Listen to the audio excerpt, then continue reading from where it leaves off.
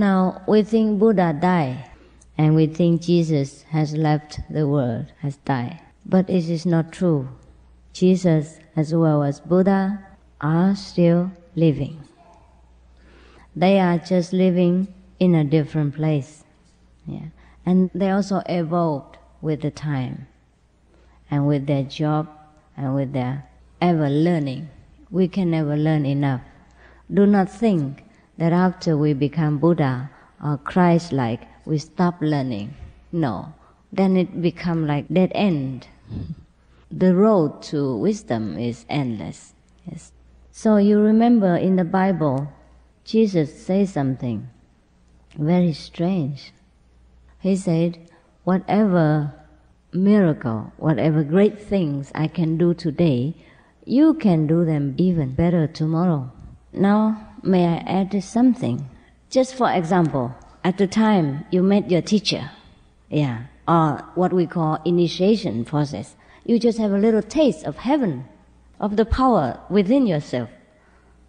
So you might praise Jesus or your teacher very much and say, oh, that was a wonderful experience. What did you did to me? That was incredible. So Jesus will humbly say, no, that's nothing. You will do even greater. What he meant, maybe you develop more. You will know even more than just what you know today. Yeah, that's one of the possibility of that time. I think there is another possibility and another meaning of what he said, is that he, at that time, wasn't that much developed, as much as he could have developed. Maybe if Jesus come back now, he's greater than when he was then. That was also one of the suggestions.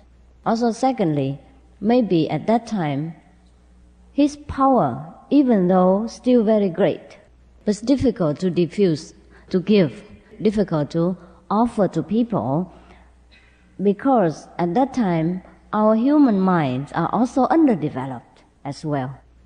We were not as civilized, not as intelligent as we are now. So even the greater Jesus couldn't do much. It's just like when you are a very excellent MD or engineer or whatever, and you go to Africa with all your PhD and knowledge, what can you do in the jungle? You can only apply some herbal medicine, wash patients with soap, and that's all you can do. And if the patients get relieved and they praise you and you say, oh, no, that's nothing, that's nothing.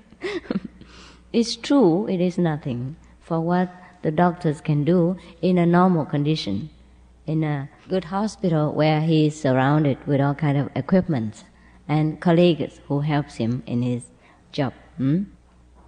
Also, when Jesus came to earth, it was 2,000 years ago. And as the 2,000 years gone by, he must have learned much more. So now if those who are in the future, who came after Jesus, in a better environment, in a more modernized civilization, of course they can do greater wonder. Yeah? Yes. So if we look in the Bible, Jesus did not have the chance to say much at all. What he say, I'm sorry, even though it was so great, but it wasn't that great. Understand what I mean? I don't mean Jesus wasn't great.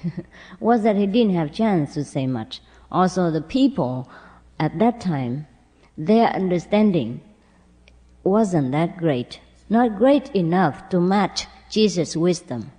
So he had to tell them in a parables, kind of stories, and have to use some kind of healing power, all these kind of things to awaken people. Also tell them in very simple, straightforward terms.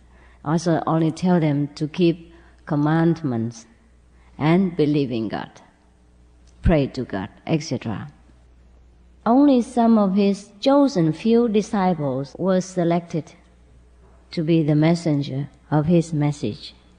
The rest, he just cured them of their sickness, uplift them a little bit in a mental way, invisible way, or comfort them, or remind them of the commandment and remind them of God.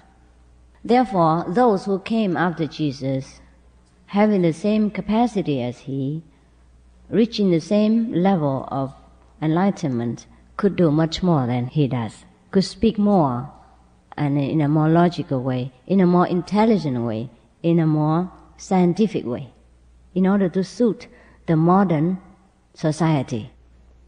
So it is not very advantageous to us to cling to the image of our old-time Jesus or Buddha. We have to advance, and what we learn today, it must not be always what the people learned in the past.